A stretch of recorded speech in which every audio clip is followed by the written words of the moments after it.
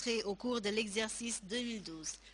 La banque GTBank a remporté 2 des 6 prix mis en compétition, notamment celui du meilleur prestataire de services.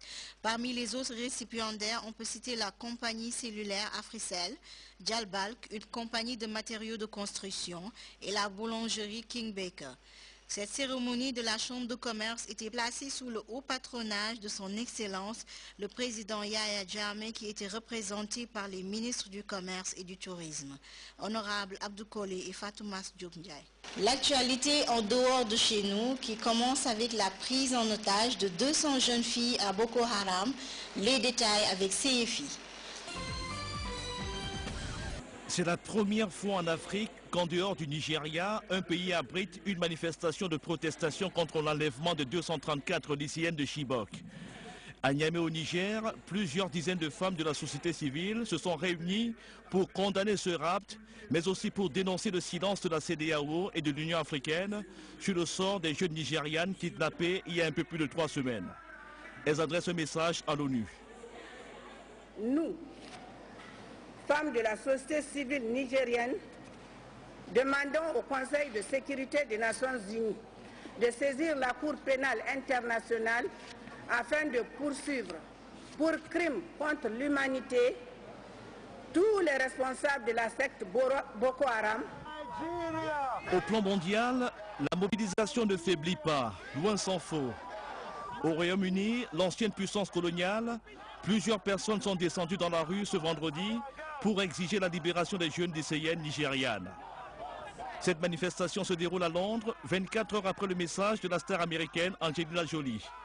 Message délivré en marge de la présentation officielle de son nouveau film dans la capitale anglaise. La chose la plus importante à comprendre, c'est que cela se passe parce que les ravisseurs pensent qu'ils peuvent tout faire, parce que par le passé, il y a eu beaucoup d'exemples de cas d'impunité. Outre des célébrités comme Bob Geldof, plusieurs organisations représentatives de musulmans dénoncent l'enlèvement des lycéennes nigérianes. Depuis Washington, elles lancent un appel à la communauté internationale. Mon organisation appelle avec force à l'utilisation de toutes les ressources possibles pour localiser toutes ces lycéennes qui demeurent en captivité et les remettre saines et sauves à leurs proches bien-aimés. Sur place au Nigeria, des manifestations se poursuivent. Ce vendredi à Lagos, plusieurs dizaines de personnes ont une nouvelle fois demandé aux autorités de rendre à leurs parents des filles kidnappées par Boko Haram. Et pour la première fois, les manifestants ont rendu public les noms des 234 lycéennes.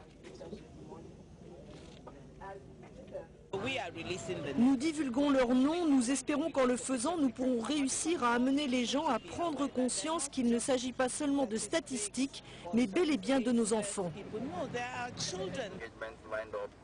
La mobilisation s'intensifie au Nigeria. Elle a abouti à un premier résultat concret, l'implication de la communauté internationale dans les recherches en vue de retrouver les 234 lycéennes.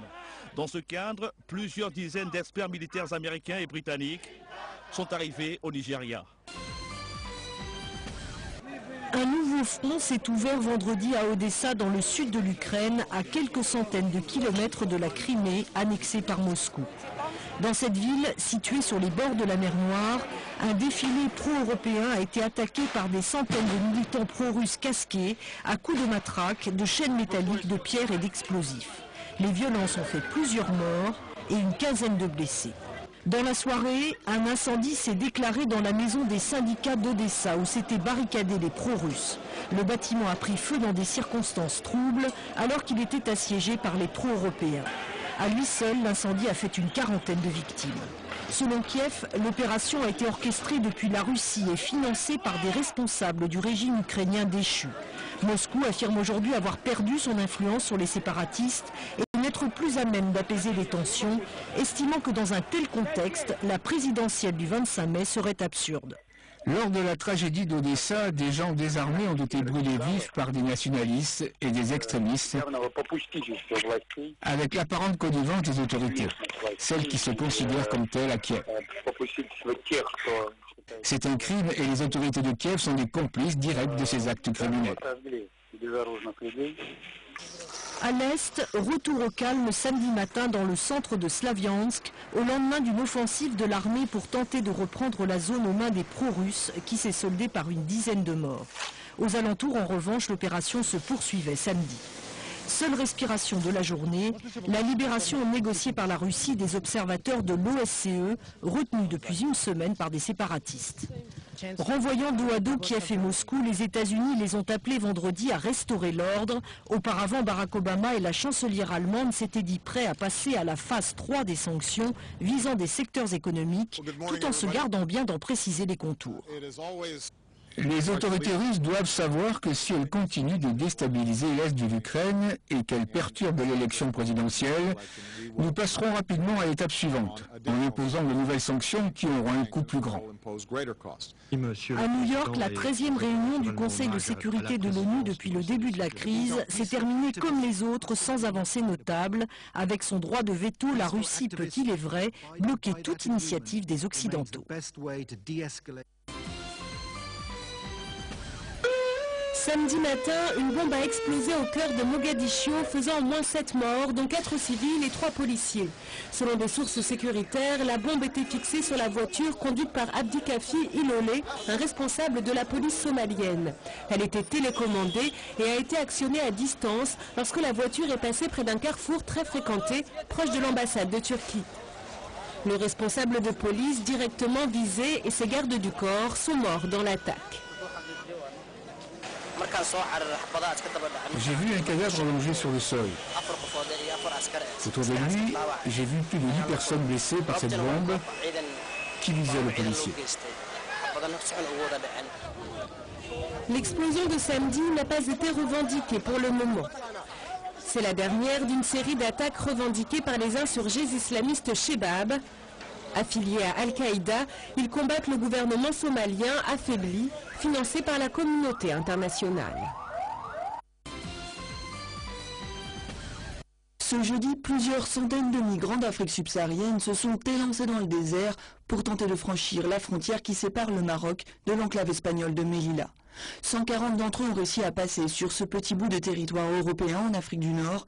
Des centaines d'autres sont restés bloqués plusieurs heures le long du grillage de 7 mètres qui marque la frontière.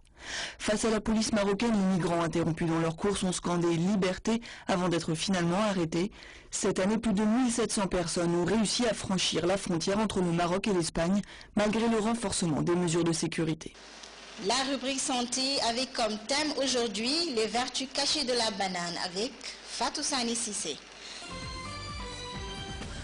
Aujourd'hui, la rubrique santé a choisi de parler d'un fruit spécial, la banane. Ces fruits aident à prévenir l'hypertension et à éviter les maladies cardiaques parce qu'elles contiennent du potassium et du magnésium.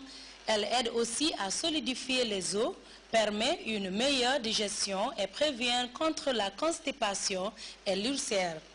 Chose surprenante, sa vitamine B6 prévient contre l'insomnie et l'état dépressif. À nous les mamans, il nous est conseillé de donner aux nourrissons de la banane comme la première nourriture solide. Très important à savoir, Fatou, alors le conseil de la rubrique santé aujourd'hui, consommons plus de bananes. Une nouvelle rubrique sport dans votre magazine 7 sur 7. Les détails avec Ansou Jack. Bonsoir amis téléspectateurs, c'est votre ami Ansou Jack. Aujourd'hui dans votre magazine 7 sur 7, nous voulons commencer une nouvelle rubrique sur les sports où on va vous montrer des matchs et faire le profil d'un footballeur gambien. Cette semaine, nous avons eu un entretien avec un footballeur très dynamique et talentueux qui nous parlait de sa carrière. Souleymane Maré a commencé avec l'équipe de Nawethan à Boko United après les techniciens de l'équipe nationale cadette Under 17 ont pris Souleymane Maré pour jouer la Coupe d'Afrique au Rwanda en 2011. Après, il a joué pour l'équipe nationale junior Under 19 lors d'un tournoi en Italie où beaucoup d'entraîneurs ont apprécié son foot. Dans quelques mois plus tard, il est devenu footballeur dans l'équipe nationale de la Gambie. Maintenant, il joue en Granada FC à l'équipe B, mais il a déjà commencé à s'entraîner avec l'équipe A de Granada FC. Selon l'entraîneur Josiba Aquado, Suleiman Maré est passé de l'équipe B à l'équipe A et 3 semaines, ce qui est une grande surprise pour tous les staffs. Il a également souligné que Suleiman est un footballeur très dynamique.